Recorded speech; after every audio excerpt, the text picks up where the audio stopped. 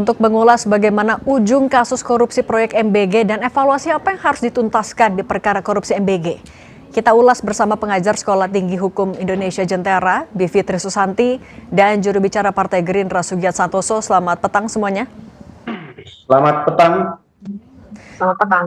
Mbak Bivitri, kalau dari kacamata Anda sebagai pakar hukum tata negara, sebenarnya apa yang Anda lihat ketika ada penetapan tersangka baru atau ditemukan adanya keterlibatan dari dua aparat aktif, Polri dan juga TNI?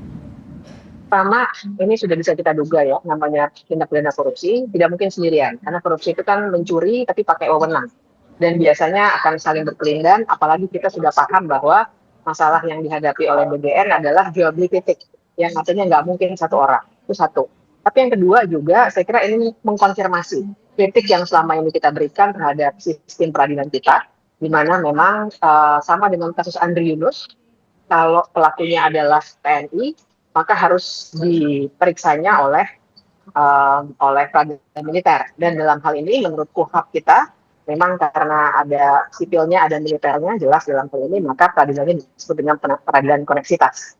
Nah, tapi buat saya ini menandakan ada masalah yang sangat akut dan sangat parah dalam desain program MBG kita, sehingga sudah membuka banyak sekali permasalahan dan sampai sekarang ditetapkan lagi, dan saya kira ini akan terbuka luas, akan semakin banyak yang terungkap.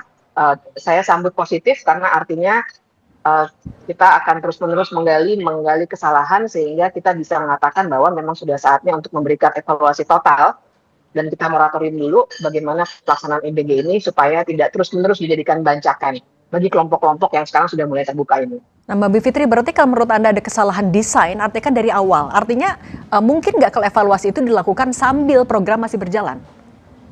Menurut saya tidak mungkin, karena percayalah, selama tidak dihentikan terlebih dulu, maka apa yang saat ini sedang dibongkar, ini akan terus-menerus terjadi. Ya, jangan lupa bahwa yang dipermasalahkan mulai dari titik, kemudian tadi juga food tray om. Oke, kita nanti sambung lagi komunikasi dengan Mbak Bivitri, tampaknya ada gangguan komunikasi. Ternyata bermasalah. Oke, sebentar Mbak Bivitri, saya ke Pak Sugiat dulu kalau gitu. Pak Sugiat, tadi kalau kata Mbak Bivitri harus diberhentikan total dulu agar tidak ada kasus yang terus berlanjut. Kalau menurut Anda sebenarnya ketika instruksi evaluasi total itu disampaikan oleh Presiden Prabowo, termasuk menghentikan dulu atau enggak? Mungkin nggak itu dilakukan?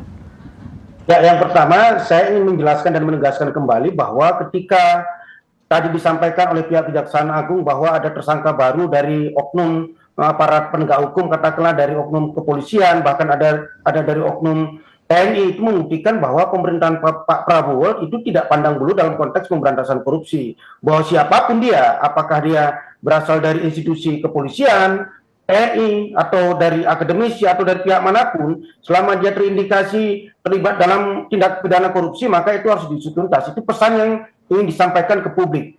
Yang kedua, saya pikir tapi kita tidak boleh tidak adil juga mengatakan bahwa kalau oknum TNI, oknum kepolisian itu dijadikan sebagai pejabat publik di tingkat sipil seperti itu. Toh ketika kepala BGN-nya dipimpin oleh tokoh sipil, Pak Dadan itu kan sipil ya, bahkan dia guru besar, akademisi, terlibat juga dalam tindak pidana korupsi. Kita tidak bisa mengeneralisasi misalnya bahwa ya itulah kalau kepolisian, itulah kalau TNI dikasih jabatan sipil, tidak seperti itu. Buat siapapun itu, kalau memang sistemnya tidak membangun sistem yang kehati-hatian dalam konteks pengolahan anggaran, apakah sipil, apakah akademisi, apakah TNI, bahkan seorang aktivis pun, kalau sistemnya bisa memberi celah terhadap tindak pidana korupsi, saya pikir mereka akan berpeluang melakukan itu.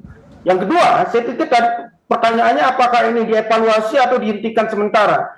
Ini program sebetulnya kan niatnya luhur kan. Ini hak rakyat, hak anak-anak Indonesia yang selama ini katakanlah kekurangan gizi, stunting, walaupun mungkin evaluasi nanti target dari penerimanya bisa dievaluasi. Oke Pak Sugiat, oke kalau misalnya niatnya emang baik seperti itu, tapi ketika kasus korupsi ini dibuka, awalnya adalah dari pucuk-pucuknya BGN, yang pemangku kebijakan di program prioritas itu, sampai yang terbaru aparat TNI Polri juga masih ada di lingkaran pucuk-pucuknya. Anda tidak merasa ini juga harus dievaluasi total, dihentikan dulu? Ya begini, kalau logika itu diberlakukan ke program-program yang lain, misalnya kalau itu kan logikanya begini, kalau kita sedang menanam padi di sawah, lalu ada tikus menggerogoti padi tersebut, logikanya apakah kita menghentikan proses tanam menanam kita, sementara kebutuhan kita akan padi itu masih sangat besar misalnya. Atau misalnya kalau ada proyek infrastruktur, ketika ada satu proyek infrastruktur itu ternyata ada oknum dari pejabat Kementerian Infrastruktur itu melakukan korupsi, apakah proyek itu dihentikan sementara proyek itu menjadi kebutuhan rakyat. Betul bahwa kita akan melakukan evaluasi total, tapi jangan sampai mengorbankan hak rakyat, apalagi hak anak-anak Indonesia yang sangat membutuhkan dari program MBG ini. Misalnya anak-anak yang orang tuanya susah, dari 3T dan sebagainya. Oke, kalau misalnya logikanya adalah ini dibutuhkan juga oleh rakyat banyak, Mbak Bivitri, apakah sebenarnya penjelasan dari Pak Sugiat ini masih bisa dimengerti dengan tidak menghentikan dulu program MBG? Sebenarnya analoginya keliru, karena kalau masalah padi dan lain sebagainya itu kan persoalan alam ya, tapi ini adalah sebuah kebijakan yang harusnya bisa dikontrol dan bahkan wajib ada monitoring dan evaluasi yang harus punya dampak pada kelanjutan program dan diukur nanti. Evaluasi yang dimaksud ini kan evaluasi dampak ya, bukan sekedar output tapi outcome. Apakah mencapai hasil yang diinginkan waktu membuat kebijakan atau tidak. Nah, jadi dengan konteks itu, maka ketika sekarang sudah ketahuan terlalu banyak masalah, banyak orang keracunan, anak-anak keracunan, dan kemudian ternyata ada penggunaan anggaran yang luar biasa disalahgunakan, maka ini sudah menjadi alarm, sudah menjadi sinyal kuat bahwa harusnya dihentikan dulu untuk bisa dibereskan dengan sangat baik. Nah, kemudian yang kedua, persoalan oknum TNI tadi, ini soalnya bukan mau menuduh mana yang lebih baik, mana yang tidak baik, tapi ketika ada masalah hukum seperti ini, peraturan perundang-undangan kita memang mengharuskan kalau yang pelakunya adalah anggota TNI aktif, maka ia harus masuk peradilan militer. Nah, ini yang dipermasalahkan. Karena artinya peradilan militer dan sekarang konteksnya adalah tentu saja koneksitas. Tapi kan ini jadi permasalahan besar. Karena artinya ada inequality before the law. Sebenarnya itu yang dikritik, bukan soal siapa yang lebih baik dari yang lain. Nah, artinya secara keseluruhan memang mulai dari personilnya, kompetensi personil, bahkan sampai dengan bagaimana anggaran dibuat dan kemudian dipergunakan, dan monitoring dan evaluasinya harusnya total diperbaiki. Nah, itu yang menyebabkan karena magnitudenya sangat besar, maka memang harus dimoratorium dulu, baru kemudian bisa dilakukan evaluasi yang menyeluruh. Kalau tidak, ini akan Oke. Pak Sugiat, penangkapan berturut-turut ini kan juga cakupan kasus korupsinya luas, dari motor listrik, jual beli titik SPPG, sampai Ompreng juga jadi celah korupsi. Mbak Bivitri, sorry. Pak Sugiat, artinya dengan cakupan yang luas begitu dari Partai Gerindra, bagaimana Anda akan menutup celah-celah korupsi yang ternyata jadi celah dari pejabat bagiannya sendiri? Bagaimana Anda melakukan itu? Ya, kalau dalam konteks evaluasi, sesungguhnya kan pemerintahan Pak Prabowo dalam konteks pemberantasan korupsi di BGN ini sudah melakukan evaluasi sejak, bahkan ketika kasus ini belum masuk ke Kejaksaan Agung. Ini kan sebelum ditersangkakannya kepala BGN dan 2 wakil kepala BGN itu kan Pak Prabowo sudah mendapat informasi terkait dengan penyelewengan-penyelewengan dari penggunaan anggaran di proyek MBG ini.